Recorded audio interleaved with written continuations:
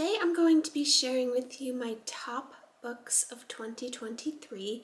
It took me a little longer to get to recording this video than I would have originally hoped, but here I am to share them with you, and it's still January, so it's not that far into 2024, and hopefully you'll still enjoy hearing about the books that I did enjoy.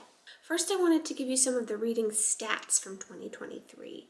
So I read a total of 54 books when my goal was 52, and 3 of them were 2-star ratings, 22 books were 3-star ratings, 18 books were 4-star ratings, and 11 were 5-star ratings, which are the ones I'll be sharing with you today. The longest book I read was Pretty Girls, and the shortest was Strawberry Spring, which was a Stephen King short story. The average book length was 311 pages, and my average rating was a 3.7. The 5-star books I read consisted of romance, a fantasy, and mystery thriller. Those were the 3 genres that made up my top 5 books. So I'm going to start with the romance, kind of group those all together, fantasy, then mystery thriller.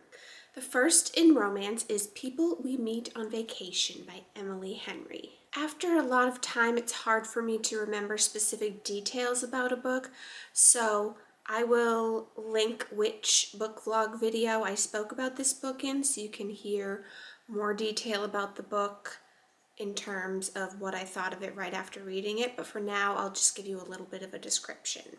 2 best friends, 10 summer trips, one last chance to fall in love. Poppy and Alex, Alex and Poppy, they have nothing in common. She's a wild child. He wears khakis. She has insatiable wanderlust. He prefers to stay home with a book. And somehow, ever since a fateful car share home from college many years ago, they are the very best of friends. For most of the year, they live far apart. She's in New York City, and he's in their small hometown. But every summer, for a decade, they've taken one glorious week of vacation together, until 2 years ago, when they ruined everything. They haven't spoken since. So it's a fun romance. I like a lot of Emily Henry's books, and this was a 5-star, so if you're looking for a good romance, check it out. The next 5-star romance is Shopaholic Ties the Knot by Sophie Kinsella. So this is from the Confessions of a Shopaholic series, and I remember liking it more than I thought I would. Life has been good to Becky Bloomwood. She's become the top personal shopper at Barney's, and she's living happily with her boyfriend Luke in Manhattan's West Village. But with her best friend Sue's engaged, how can Becky fail to notice that her own ring finger is bare? Not that she's been thinking about marriage or diamonds or anything. Then Luke proposes. Problem is, 2 other people are planning her wedding. Becky's overjoyed mother, who has been waiting forever to host a backyard wedding with the bride resplendent in Mom's frilly old gown.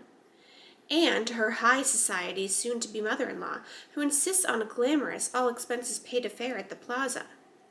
Both weddings on separate continents on the same day. And Becky can't seem to turn down either one. Can everyone's favorite shopaholic tie the knot before everything unravels? This was just fun, entertaining.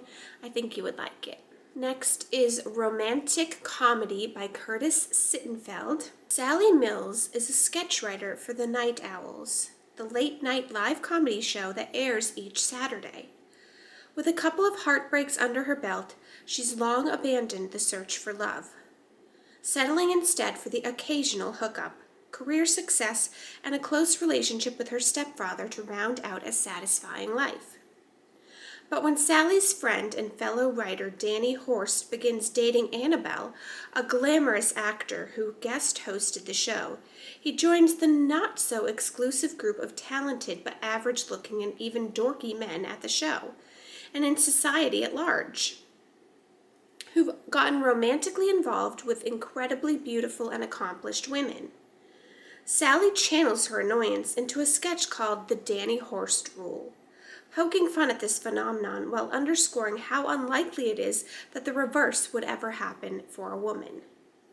Enter Noah Brewster, a pop music sensation with a reputation for dating models, who signed on as both host and musical guest for this week's show. Dazzled by his charms, Sally hits it off with Noah instantly, and as they collaborate on one sketch after another, she begins to wonder whether there might actually be sparks flying. But this isn't a romantic comedy. It's real life. And in real life, someone like him would never date someone like her, right? Again, another fun romance. If you like SNL, it kind of gives the feel of being behind the scenes at SNL, so there's another one for you to check out. Next for 5-star romance is Meet Me at the Lake by Carly Fortune. Fern Brookbanks has wasted far too much of her adult life thinking about Will Baxter. She spent just 24 hours in her early 20s with the aggravatingly attractive, idealistic artist, a chance encounter that spiraled into a day-long adventure in Toronto. The timing was wrong, but their connection was undeniable. They shared every secret, every dream, and made a pact to meet 1 year later. Fern showed up. Will didn't. At 32, Fern's life doesn't look at all how she once imagined it would. Instead of living in the city, Fern's back home running her mother's Muskoka Lakeside Resort, something she vowed never to do. The place is in disarray. Her ex-boyfriend's the manager, and Fern doesn't know where to begin. She needs a plan, a lifeline. To her surprise, it comes in the form of Will, who arrives 9 years too late, with a suitcase in tow and an offer to help on his lips.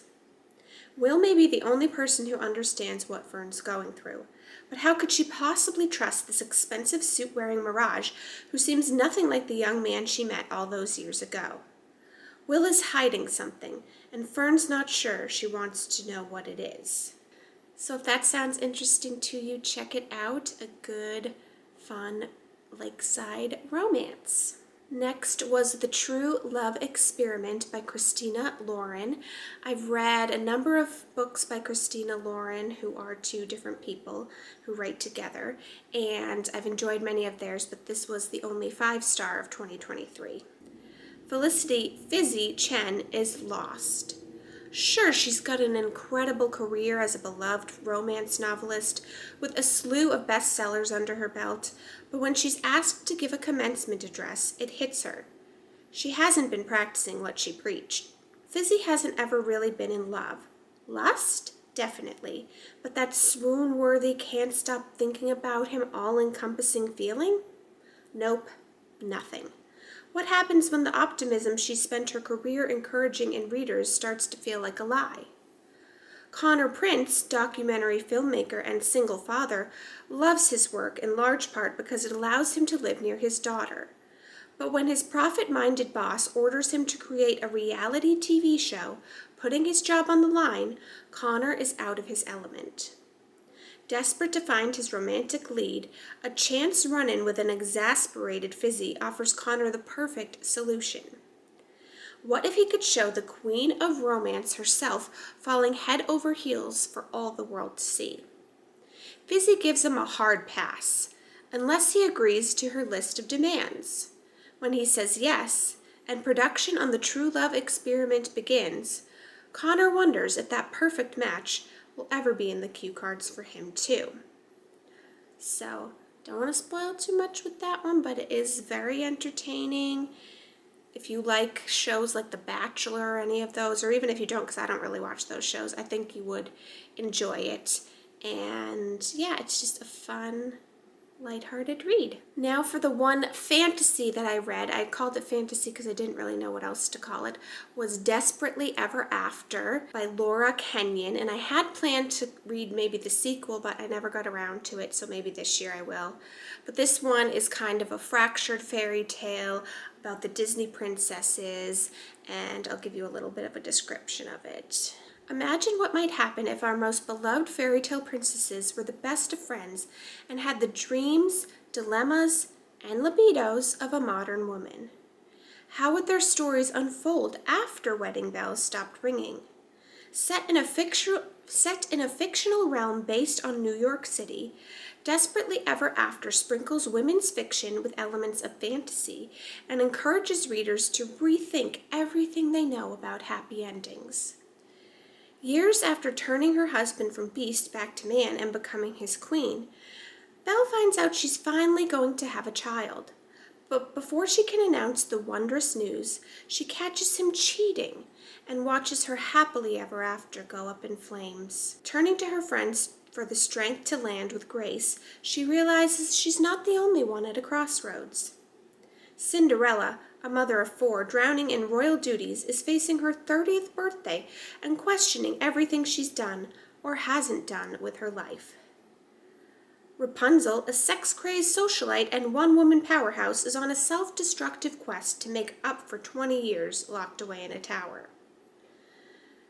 Penelope, an outsider with a mother-in-law from hell, is harboring a secret that could ruin everything at any moment. So, there you go, give you a little bit better idea. If you like Disney movies, Disney princesses, fractured fairy tales, I think you would like it. Now on to my 5-star... Oh, hi, sir! Sir wants to make a cameo. Now on to my 5-star mystery and thriller reads for the year. Starting with The Final Gambit by Jennifer Lynn Barnes. This is the 3rd in a series of books, so I don't want to give too much away, but if you like Clue or Knives Out, I think you would like this book. And start with book 1, which I'll try to link them below for you, but I also talked about them in my other video. But I don't want to tell you too much about book 3, because you need to start with book 1. But if you like those sorts of mysteries that involve big mansions, wealthy families, inheritance, I think you would like this series. Next is The Family Game by Catherine Steadman. A rich, eccentric family, a time-honored tradition, or a lethal game of survival. One woman finds out what it really takes to join the 1% in this riveting psychological thriller. Harry is a novelist on the brink of stardom. Edward, her husband-to-be, is seemingly perfect. In love and freshly engaged, their bliss is interrupted by the re-emergence of the Holbecks, Edward's eminent family and the embodiment of American old money. For years, they've dominated headlines and pulled society's strings, and Edward left them all behind to forge his own path. But there are eyes and ears everywhere. It was only a matter of time before they were pulled back in. After all, even though he's long severed ties with his family, Edward is set to inherit it all. Harriet is drawn to the glamour and sophistication of the Holbecks, who seem to welcome her with open arms. But everything changes when she meets Robert, the inescapably magnetic head of the family. At their first meeting, Robert slips Harry a cassette tape, revealing a shocking confession, which sets the inevitable game in motion. What is it about Harry that made him give her that tape? A thing that has the power to destroy everything. As she ramps up her quest for the truth, she must endure the Holbeck's savage Christmas traditions, all the while knowing that losing this game could be deadly. If you're a mystery thriller fan, I think you would like it. It was suspenseful, and I enjoyed it. Next is The It Girl by Ruth Ware. April Coutts Cliveden was the first person Hannah Jones met at Oxford. Vivacious, bright, occasionally vicious, and the ultimate it girl. She quickly pulled Hannah into her dazzling orbit. Together, they developed a group of devoted and inseparable friends, Will, Hugh, Ryan, and Emily, during their first term. By the end of the second, April was dead. Now, a decade later, Hannah and Will are expecting their first child, and the man convicted of killing April, former Oxford porter John Neville, has died in prison. Relieved to have finally put the past behind her, Hannah's world is rocked when a young journalist comes knocking and presents new evidence that Neville may have been innocent. As Hannah reconnects with old friends and delves deeper into the mystery of April's death, she realizes that the friends she thought she knew all have something to hide, including murder. And I have enjoyed the Ruth Ware books I've read. I think a number of them have been 5 stars. This was the only one from this year, and it was 5 stars. And it was a good, suspenseful, kept me wanting to read. So check it out if you're a fan of Ruth Ware or if you're looking for a good, suspenseful thriller. Next in the 5-star books is Lovely Girls by Margot Hunt. And this one was a little bit of a surprise because it was a freebie that Amazon gives out every month, and so otherwise I probably never would have read it, but I'm glad I did. In this chilling story, a mother and daughter try to start over in an idyllic town, only to get caught up in cliques, mind games, and murder. After the sudden death of her husband, Kate Turner is looking for a fresh start for herself and her teenage daughter, Alex. They relocate to the beachside town of Shoreham, Florida, where all is not as sunny as it seems. Although Kate makes fast friends with a trio of fellow moms, their daughters take an instant dislike to Alex, who attempts to document their bullying in her video diary. Kate brushes off Alex's concerns until she receives a series of chilling warnings about the clique of moms from other parents and neighbors. As it becomes harder for her to annoy the malicious undercurrent she senses among her new friends, Kate grows increasingly unsure of who to believe and who to trust. A small-town gossip weaves a harrowing web of jealousy, deceit, and betrayal. Kate and Alex discover that whether you're in or out, the status quo can turn on you deadly fast. And the last 5-star book to share with you from 2023 is The Golden Spoon by Jessa Maxwell. And if you're a fan of Great British Baking Show, I think you would like this book. But even if you haven't watched that show, I think it would still be enjoyable for you. Every summer for the past 10 years, 6 awestruck bakers have descended on the grounds of Grafton, the leafy and imposing Vermont estate that is not only the filming site for Bake Week, but also the childhood home of the show's famous host, celebrated baker Betsy Martin. The author of numerous best-selling cookbooks and hailed as America's grandmother, Betsy Martin isn't as warm off-screen as on, though no one needs to know that but her. She has always demanded perfection and gotten it with a smile. But this year, something is off. As the baking competition commences, things begin to go awry. At first, it's merely sabotage. Sugar replaced with salt, a burner turned too high, but when a body is discovered, everyone is a suspect. A sharp and suspenseful thriller for mystery buffs and avid bakers alike, The Golden Spoon is a brilliant puzzle filled with shocking twists and turns that will keep you reading late into the night until you turn the very last page of this incredible debut. So, if you're a mystery lover like me, I think you would enjoy that. But those are my top books of 2023, all the 5-star reads that I completed. And if you saw my last book vlog, you'll know that I've cut back on my reading goal for this year. So my goal is 25 books, and I will still be doing it in the vlog style, same as I did in 2023, because I find that that way works best for me. I remember the books best if I talk about them right after I've read them. Can tell you about it fresh on my mind. So I will continue that format, and we will see how this year goes as far as reading and getting through those 25 books. So far I've been enjoying what I've been reading, but I just don't know come February how much time I'll have to read. I hope I still get to because I do enjoy it, but life's going to change quite a bit, so we'll just have to see how much I get to. But I hope that you enjoyed hearing about the top books from 2023. Leave me your recommendations in the comments so I can check them out for this year. Thank you so much for watching. Give it a thumbs up, and I'll see you soon. Bye!